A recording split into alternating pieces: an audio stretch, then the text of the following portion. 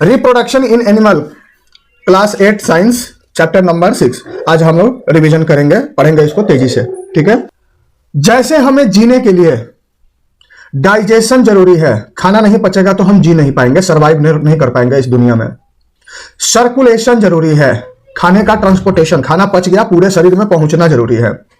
और रेस्पिरेशन जरूरी है, सांस लेना जरूरी है, ठीक है। ठीक उसी तरीके से हमें सर्वाइवल के लिए, हमारे टाइप के स्पेसीज को मेंटेन करने के लिए रिप्रोडक्शन करना भी जरूरी है, ठीक है। जितना जीना जरूरी है, सांस लेना जरूरी है, उतना ही जरूरी कौन है? रिप्रोडक्शन भी उतना ही जरूरी है, याद रखना।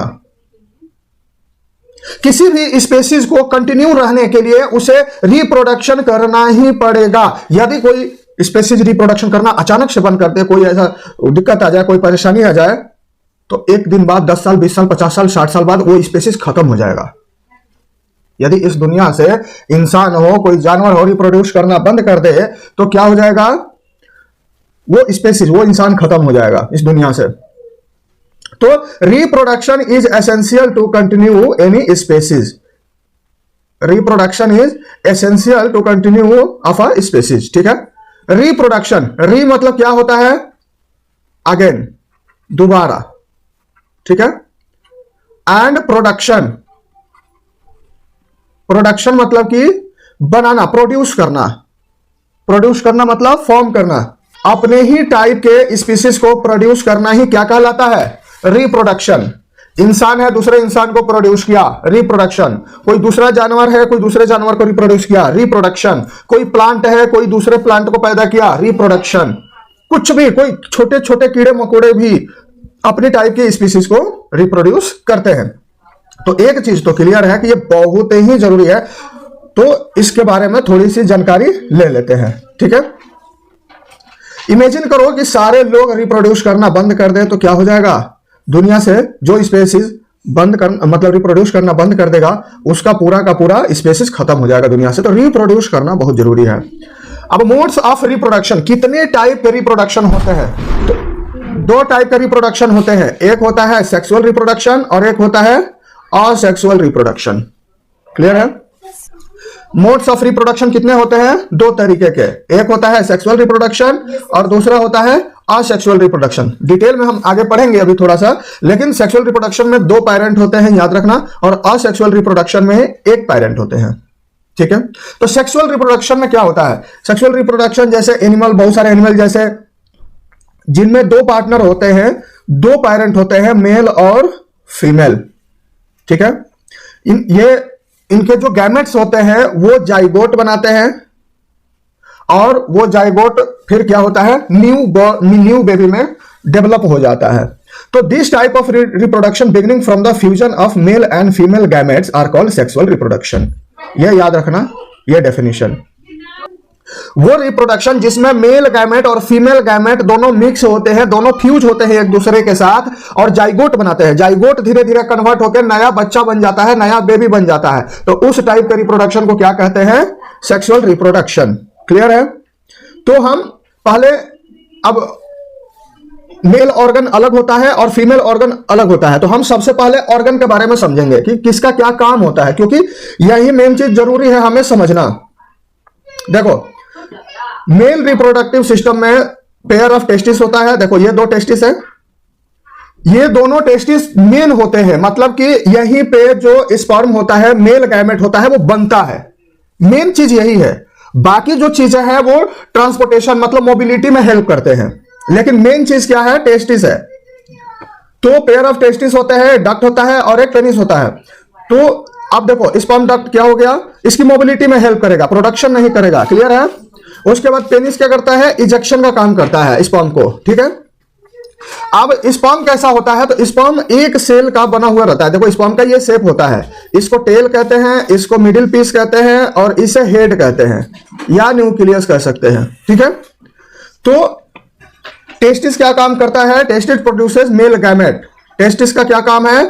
Produce male gametes called sperm. देखो, मेल और फीमेल में एक अंतर है।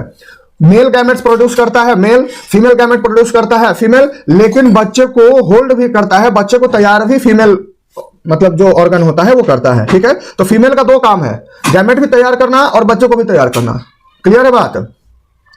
Millions of sperm are produce by the testis. Testis जो होता है प्रत्येक दिन बहुत ज्यादा मिलियंस ऑफ स्पर्म तैयार करता है, ठीक है। अब स्पर्म जो होते हैं वो बहुत स्मॉल इन साइज होते हैं, लेकिन उनके तीन पार्ट होते हैं, एक हेड होता है, एक मिडिल पीस होता है और एक टेल होता है, ठीक है। और ये सिंगल सेल होता है, ऐसा नहीं कह सकते कि ये बहुत सारे सेल से मिलकर बना है, ये सिंगल सेल, एक सेल से बना है, ठीक है। एक सेल यूनिसेलुलर होता है, ठीक है। तो ये बात समझ में आई। ये टेस्टिस हो गया, ये बनाने को भी आ सकता है एग्जाम में। ये स्पर्म डक्ट हो गया। डक्ट मतलब आने जाने के लिए जो वे होता है, जो रास्ता होता है, जो मोबिलिटी में हेल्प करता है, आने जाने के लिए जो हेल्प करता है। और ये इजेक्शन का काम करता है पेनिस। ये स्पर्म का टेल है, ये मिडिल पीस है और ये हेड है। अब देखो फीमेल रिप्रोडक्टिव ऑर्गन में क्या होता है, ये होता है यूटेरस। यूटेरस मतलब वहां पे बच्चा तैयार होता है, ठीक है। बच्चा वहीं पे गैमेट बनने के बाद आता है। अभी देखेंगे आगे डिटेल में, मतलब जाइगोट बनने के बाद एक ओविडक्ट होता है और एक ओवरी होता है, ठीक है। पहले देख लेते हैं क्या लिखा हुआ है। The female reproductive organs are pair of ovaries. इसमें भी पेयर ऑफ ओवरीज मतलब दो ओवरीज होते हैं। देखो एक यहां ओवरीज है और एक यहां ओवरी है। ओवरी का क्या काम होता है? ओवरी का काम होता है एग को डेवलप करना, फीमेल गैमेट्स को डेवलप करना, बनाना एग, ठीक है। तो देखो दो ओवरी होते हैं और फिर ओविडक्ट होता है जिसे फैलोपियन ट्यूब भी कहते हैं। इसे हम ओविडक्ट कहते हैं। इसको, ये जो ओविडक्ट है ना आने जाने के लिए, तो इसे क्या कहते हैं? ओविडक्ट या फैलोपियन ट्यूब कहते हैं। फैलोपियन ट्यूब भी पूछ सकता है। एंड यूटेरस, ये यूटेरस होता है, ये बैग लाइक स्ट्रक्चर जो होता है ये यूटेरस होता है, ठीक है। क्या काम होता है इनका? फीमेल गैमेट्स को एग कहते हैं या ओवा कहते हैं, याद रखना, ठीक है। तो ह्यूमन बीइंग्स में फीमेल के अंदर क्या होता है? A single matured egg is release into the oviduct by one of the ovaries every month. प्रत्येक महीने में या तो इस ओवरीज से या इस ओवरीज से एक कंप्लीट एग जो होता है, कंप्लीट अंडा जो होता है वो आ जाता है कहां? ओविडक्ट में आ जाता है। क्लियर है? प्रत्येक महीने एक कंप्लीट एग जो होता है वो कहां आ जाता है? यहां आ जाएगा, मतलब ओविडक्ट में आ जाएगा। क्लियर है? Uterus is a part where development of the baby takes place. Uterus क्या करता है? यहीं पर बेबी का डेवलपमेंट होता है। क्लियर है? तो एक बात ध्यान देना कि एग भी एक सेल है, सिंगल सेल है, यूनिसेलुलर होता है, और स्पर्म भी यूनिसेलुलर होता है, ये याद रखना, ठीक है। अब देखो क्या होता है फर्टिलाइजेशन। फर्टिलाइजेशन कैसे होता है ये सारा चीज हम लोग देखेंगे, लेकिन जितना हमें सिलेबस में दिया है, एनसीईआरटी में दिया है, जितना पढ़ना है वही हम देखेंगे। फर्टिलाइजेशन मतलब क्या होता है कि किसी भी तरीके से यदि स्पर्म, देखो ये स्पर्म है, स्पर्म यदि एग से फ्यूज हो जाता है, एग से फ्यूज होना मतलब केवल टच करना नहीं होता है। यदि इसका न्यूक्लियस, ये जैसे ही एग के अंदर जाएगा तो ये पार्ट अलग हो जाएगा और ये न्यूक्लियस केवल आगे बढ़ेगा यहां से, और न्यूक्लियस जाके इसके न्यूक्लियस से ज्वाइंट हो जाएगा, ठीक है। दोनों न्यूक्लियस मिलके एक न्यूक्लियस बनेगा, फिर समझ में आया? और एक न्यूक्लियस बनेगा तो उसी को कहते हैं जाइगोट। क्या नाम है? जाइगोट। तो पहले फर्टिलाइजेशन का डेफिनेशन देख लेते हैं। The first step in the process of reproduction is fusion of sperm and ovum. Ovum मतलब एग, याद रखना। पहला स्टेप होता है कि स्पर्म और ओवम का फ्यूजन होगा। क्लियर है? When sperm come in contact with egg, one of the sperm में fuse with the egg. Millions of sperm जाते हैं लेकिन सारे एग तक नहीं पहुंच पाते हैं। कई लोगों को देखे होंगे कि बच्चा होता है तो किसी के मेल में दिक्कत होता है, किसी के फीमेल में दिक्कत होता है। तो फीमेल में क्या दिक्कत होता है वो तो आगे हम लोग देखेंगे, टेस्ट ट्यूब बेबी पढ़ना है हमें। लेकिन मेल में भी दिक्कत होता है। मेल में भी कभी कोई ना कोई बीमारी होती है, हाइपरटेंशन, ब्लड प्रेशर, उसके चलते उनका स्पर्म, एक भी स्पर्म एग तक नहीं पहुंच पाता है, ठीक है। इसीलिए आदमी को अपने जीवन में ज्यादा प्रेशर, ज्यादा टेंशन लेकर नहीं चलना चाहिए, ब्लड प्रेशर वगैरह हो जाएगा, शरीर खराब हो जाएगा। इसीलिए ये सब चैप्टर पढ़ाया भी जाता है। क्लियर है? तो शुरुआत कहां से होती है? Fusion of sperm and ovum. Ovum मतलब egg. When sperm come in contact with an egg, one of the sperm may fuse with egg। हो सकता है कि एक स्पर्म जाके फ्यूज कर जाए एग के साथ, मिल जाए, मिक्स हो जाए। तो fusion of egg and sperm is called fertilisation. ये डेफिनेशन है फर्टिलाइजेशन का, याद रखना। ये पूछ सकता है what is fertilisation. Fusion of egg and sperm is called fertilisation. जब एग और स्पर्म दोनों सेल मिलकर एक सेल बन जाते हैं तो उसे हम फर्टिलाइजेशन कहते हैं। क्या होता है इसमें? स्पर्म का न्यूक्लियस एंड एग का nucleus fuse to form a single nucleus, दोनों मिलकर सिंगल न्यूक्लियस हो जाते हैं। This result in formation of fertilised egg या जाइगोट। फर्टिलाइज्ड एग कहो या जाइगोट कहो। जाइगोट बहुत फेमस वर्ड है, पूछता है कि जाइगोट क्या होता है। जब मेल फीमेल गैमेट्स आपस में फ्यूज करेंगे उनके न्यूक्लियस, तो एक सिंगल न्यूक्लियस बनता है, सिंगल सेल बनता है, जिसे हम जाइगोट कहते हैं। और जाइगोट जो होता है इनिशियल, सबसे शुरुआत फेज होता है किसी बच्चे का। कोई भी बच्चा तैयार होता है तो उसका पहला कदम, पहला स्टेज क्या होता है? जाइगोट बनेगा। समझ में आया? कभी कभी फीमेल में भी दिक्कत होता है। हाँ, एक चीज हमेशा ध्यान देना कि ज्यादातर ये स्टडी की गई है कि ज्यादातर जो लोग ऑफिस में बैठ के काम करते हैं ना, मतलब 12 घंटे 14 घंटे 15 घंटे, उसमें ये सब ज्यादा परेशानी होता है, जाइगोट नहीं बन पाता है। तो इसलिए हमें टहल टहल के काम करना चाहिए। देखना, जो लोग घूम घूम के काम करते हैं उनका शरीर हमेशा ठीक रहता है, और जो करोड़पति अरबपति रहते हैं, जो कंपनी के मालिक रहते हैं, उन्हीं के शरीर में दिक्कत आ जाती है। किसी को एक बच्चा है, किसी को एक भी बच्चा नहीं है। समझ में आया? तो घूम घूम के 2 घंटा बैठ लिए, 5 मिनट घूम लो, 4 घंटा 6 घंटा बैठ लिए, आधे घंटे घूम लो, शरीर ठीक रहता है, मेल भी फीमेल भी। तो क्या हो गया? Zygote is beginning of the new individual. नया बच्चा का सबसे शुरुआत फेज क्या होता है? Zygote. The process of fertilisation is the meeting of egg cell to the mother cell from the mother cell. Mother cell से एग सेल मिक्स होगा और sperm cell from father. Father का कौन सा सेल मिक्स होगा? Sperm. So new individual inherit some characteristic from mother और some characteristic from father. एक gamete mother का मिक्स होता है, एक गैमेट फादर का मिक्स होता है, इसीलिए बच्चे में कुछ मदर के चरित्र आ जाते हैं, कुछ फादर के चरित्र आ जाते हैं, कुछ मदर के लक्षण या गुण आ जाते हैं, कुछ फादर के लक्षण या गुण आ जाते हैं। जैसे हम जीरोक्स कॉपी कराते हैं ना दुकान में जाके, तो वैसे ही दोनों डीएनए का क्या होता है? जीरोक्स कॉपी होता है, दोनों डीएनए मिलके एक बन जाता है। इसीलिए कोई बच्चा झूठ मूठ दावा करता है कि मैं तुम्हारी मां हूं या मैं तुम्हारा बाप हूं, तो डीएनए टेस्ट कराने से ओरिजिनल बाप पता चल जाता है। क्योंकि जब दोनों सेल मिक्स होंगे तो दोनों डीएनए जीरोक्स कॉपी हो जाएगा, और दोनों डीएनए मिलकर क्या बनेगा? एक सिंगल डीएनए बनेगा, मतलब सिंगल सेल बनेगा। मदर से एग सेल मिक्स होता है और फादर से स्पर्म सेल मिक्स होता है, इसीलिए जो नया इंडिविजुअल बच्चा तैयार होता है उसमें दोनों के लक्षण आ जाते हैं। कभी देखोगे बच्चा पैदा होता है तो लोग तुरंत पूछने लगता है कि मां पे गया है कि बाप पे गया है। कभी कभी बच्चे की हाइट बाप के बराबर हो जाती है, खास करके लड़कियों की हाइट मां के बराबर हो जाती है। तो इसमें कोई भी डोमिनेंट हो सकता है, मदर का भी सेल डोमिनेंट हो सकता है, फादर का भी सेल डोमिनेंट हो सकता है। ठीक है, रहेगा दोनों। डीएनए कराओगे तो दोनों के डीएनए मिक्स होंगे। समझ आया? लेकिन कभी कभी क्या होता है कि मदर का डीएनए डोमिनेट कर जाता है, कभी कभी फादर का डीएनए डोमिनेट कर जाता है। मदर का डोमिनेट कर गया, मदर की हाइट के बराबर हो जाएगा, फादर का डोमिनेट कर गया, फादर की हाइट के बराबर हो जाएगा।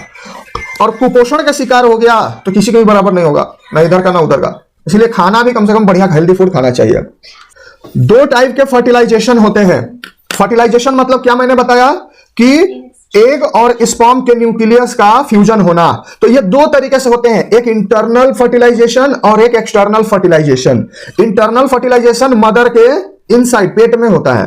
देखो, fertilisation which takes place inside female body. जो फर्टिलाइजेशन फीमेल बॉडी के अंदर होता है उसे इंटरनल फर्टिलाइजेशन कहते हैं। ठीक है, जैसे ह्यूमन हो गया, काऊ हो गया, डॉग हो गया, हेन्स हो गया, इन लोगों के शरीर के अंदर फर्टिलाइजेशन होता है। जो फर्टिलाइजेशन फीमेल बॉडी के अंदर होता है उसे हम इंटरनल फर्टिलाइजेशन कहते हैं। जैसे ह्यूमन हो गया, काऊ हो गया, डॉग हो गया, हेन हो गया।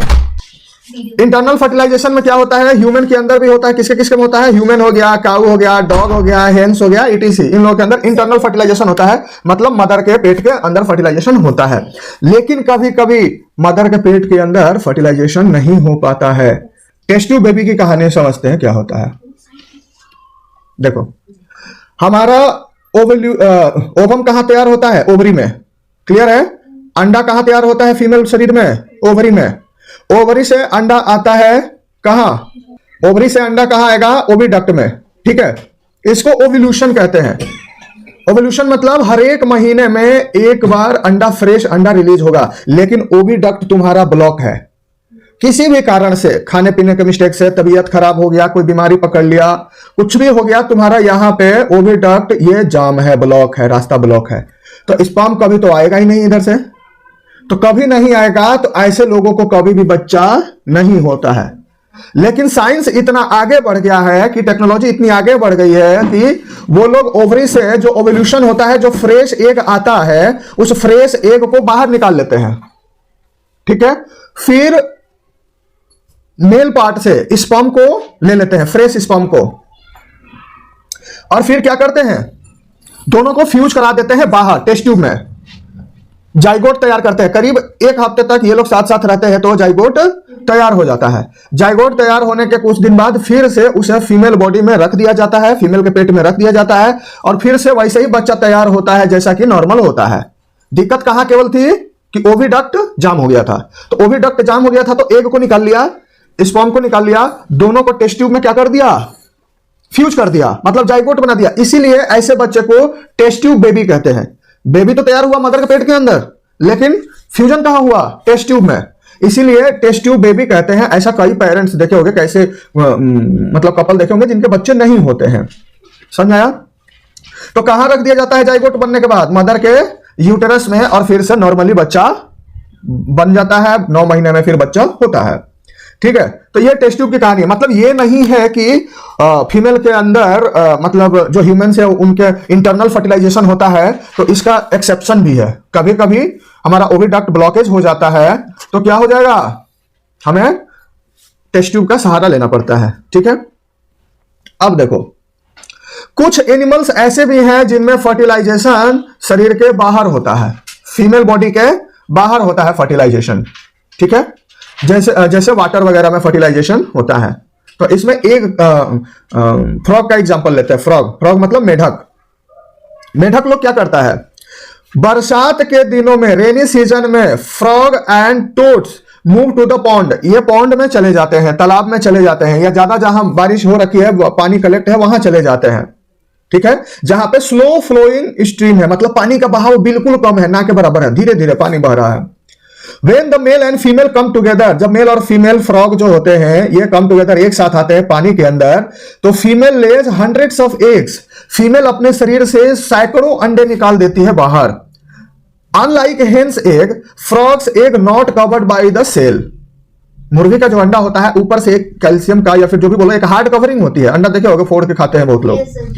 मतलब हेन्स के एग से अलग फ्रॉग का एग जो होता है उसके ऊपर कोई भी कवरिंग नहीं होता है। ठीक है, and it is comparatively very delicate. A layer of jelly hold the eggs together provide projection to the eggs. देखो एक जेली लाइक ऐसा कोई मटेरियल होता है, जेली होता है ना मुलायम सा, चिपचिपा सा, तो वो सैकड़ों अंडे, जो बहुत सारे अंडे हैं उनको एक साथ होल्ड करके रखता है, सारे अंडों को। ठीक है, किसमें होता है ये, फ्रॉग में, मेढक में। मेढक में जब पानी के अंदर मेल फीमेल एक साथ आते हैं तो फीमेल के शरीर से सैकड़ों अंडे बाहर निकलते हैं, उनके ऊपर जेली लाइक एक सब्सटेंस आता है और सबको एक साथ ज्वाइन करके रखता है। ठीक है, जब as egg are laid the male deposit sperm over them, फिर मेल क्या करता है, उसके ऊपर अपना स्पर्म को डिपोजिट करता है। ठीक है, each sperm swims randomly in water, और सारे स्पर्म क्या करने लगते हैं, वो तो तैरेंगे, बहुत तेजी से इधर उधर भागेंगे रैंडमली, ये नहीं कि एग की तरफ ही जाएंगे, इधर उधर भाग रहे हैं। अब उसमें से कुछ स्पर्म जो है, sperm come in contact with egg, कुछ स्पर्म जो है वो एग से जाके कांटेक्ट में आ गए। क्लियर है, दिस रिजल्ट इन फर्टिलाइजेशन। तो उसके बाद क्या हो जाएगा, फर्टिलाइजेशन।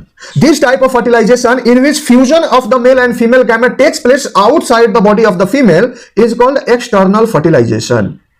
वो फर्टिलाइजेशन जो फीमेल बॉडी के शरीर के बाहर होता है उस फर्टिलाइजेशन को एक्सटर्नल फर्टिलाइजेशन कहते हैं।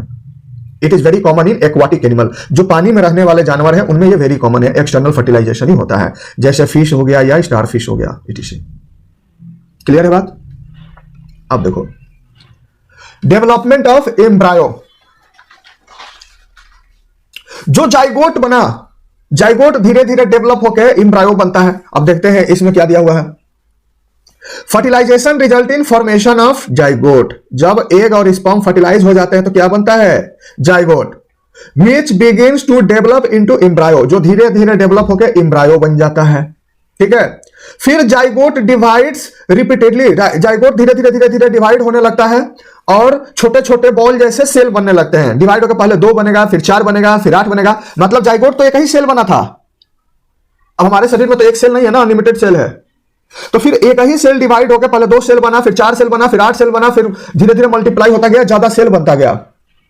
देखो the cells then begin to form group and develop into different tissue and organ of the body. फिर यही सेल क्या करते हैं, धीरे धीरे अपना ग्रुप बना लेते हैं, फिर टिश्यू बना लेते हैं और बहुत सारे टिश्यू मिलकर ऑर्गन ऑफ द बॉडी बना लेते हैं। कोई हाथ बन जाता है, कोई नाक बन जाता है, कोई आंख बन जाता है, कोई मुंह बन जाता है, कोई पैर बन जाता है, कोई पेट बन जाता है। समझ में आया?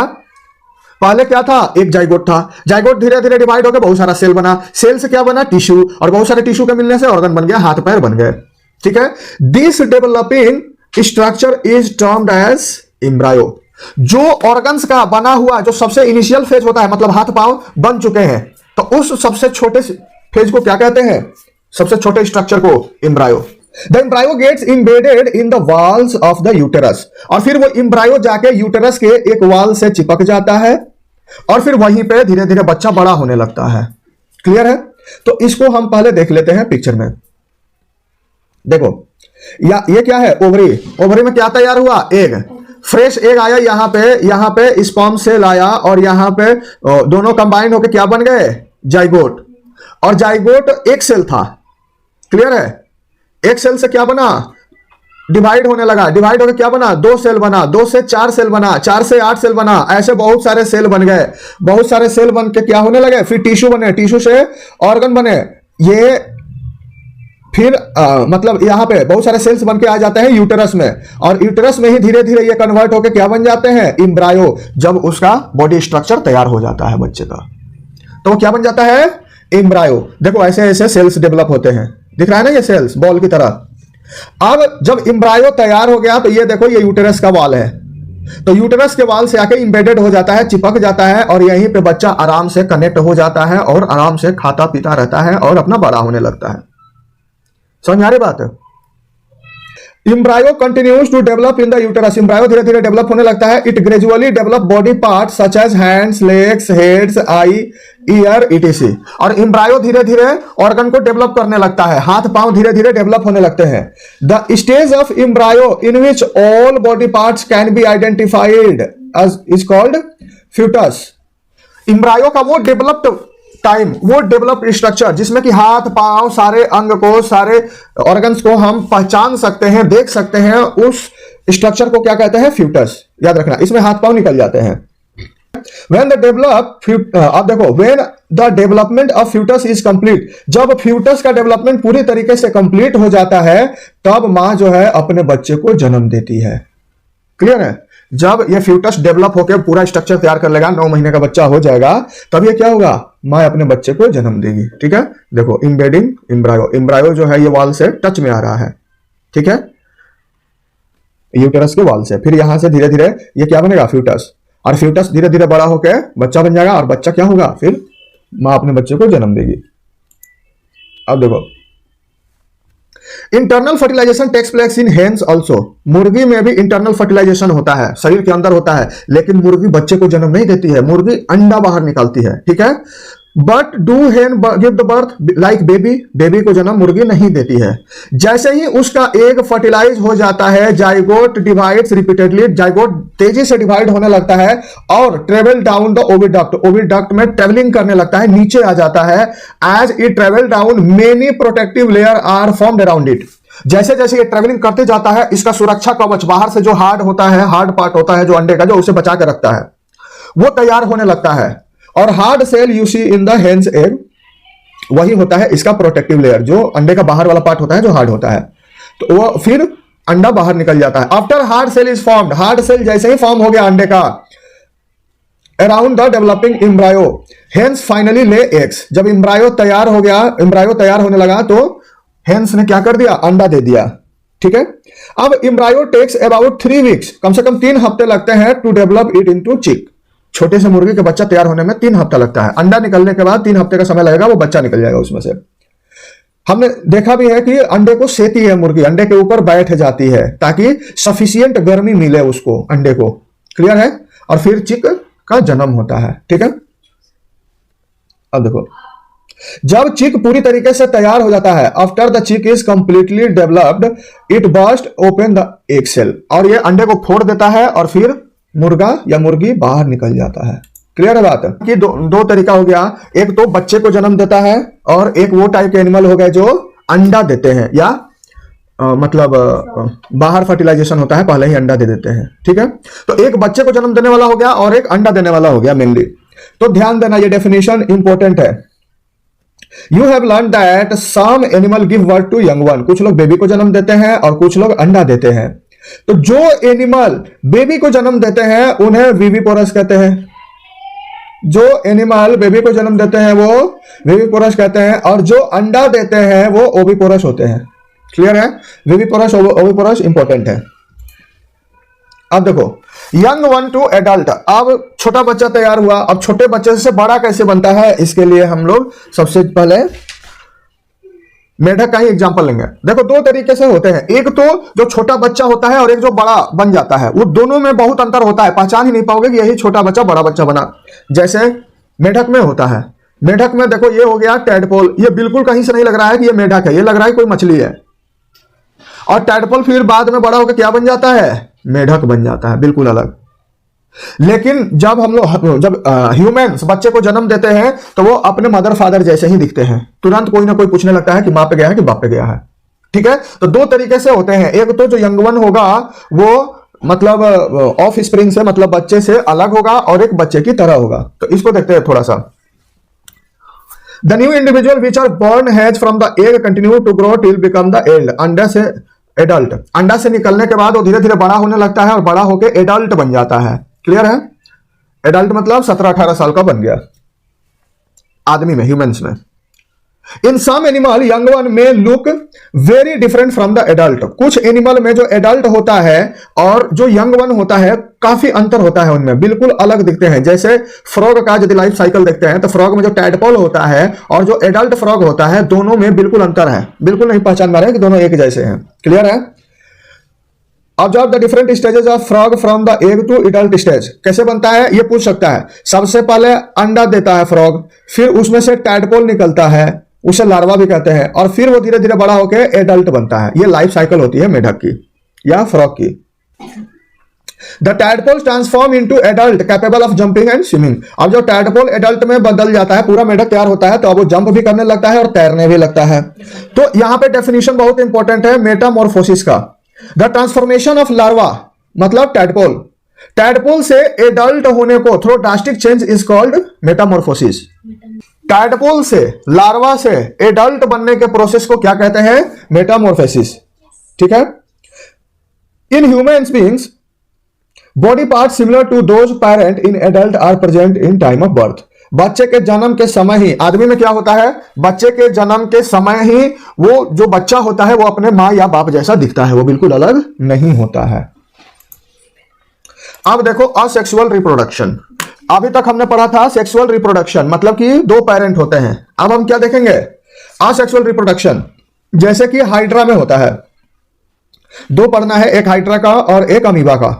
ठीक है? हाइड्रा में क्या होता है, बर्ड्स निकलते हैं। देखो, in each hydra there may be one or more bulges. पहले बल्जेस निकलते हैं, फिर ये धीरे धीरे बड़ा होके ऑफ स्प्रिंग जैसा तैयार होने लगता है, बच्चा जैसा तैयार होने लगता है कि इसी के जैसा ये लुक लाइक है, ये नया हाइड्रा तैयार हो रहा है। ठीक है? तो these bulges are developing new individual, वो नया इंडिविजुअल, एक नया हाइड्रा तैयार हो जाता है ये बल्जेस धीरे धीरे करके, और दे आर कॉल्ड बर्ड्स। ठीक है? ये बर्ड्स तैयार हो गया। ठीक है? In hydra two new individuals develop as outgrowth from single parent, एक पेरेंट से तैयार हुआ नया हाइड्रा। ठीक है? तो इसीलिए this type of reproduction is called asexual reproduction. तो इसका डेफिनेशन याद रखना असेक्सुअल रिप्रोडक्शन का। This type of the type of reproduction in which only a single parent is involved is called asexual reproduction। वो रिप्रोडक्शन जिसमें केवल एक parent involve होता है उसे asexual reproduction कहते हैं। ठीक है? जैसे budding in hydra asexual reproduction है। क्लियर है? अब देखो अमीबा में क्या होता है। अमीबा एक सिंगल सेल्ड ऑर्गेनिज्म है, यूनिसेलुलर है, एक सेल से बना हुआ है अमीबा। लेकिन धीरे धीरे क्या होता है, it begins to process of reproduction by division of its nucleus into two nuclei. धीरे धीरे इसका एक न्यूक्लियस दो न्यूक्लियस में टूट जाता है और दोनों इसके ऑफ स्प्रिंग हो जाते हैं, मतलब इसके बच्चे हो जाते हैं। फिर वो धीरे धीरे बड़ा होने लगता है, फिर वो टूट जाते हैं। This is followed by the division of body into two, each part receiving a nucleus. प्रत्येक पार्ट में जो दो पार्ट टूटता है दोनों में न्यूक्लियस होता है आधा आधा। Finally two amoeba are produced from the parent amoeba.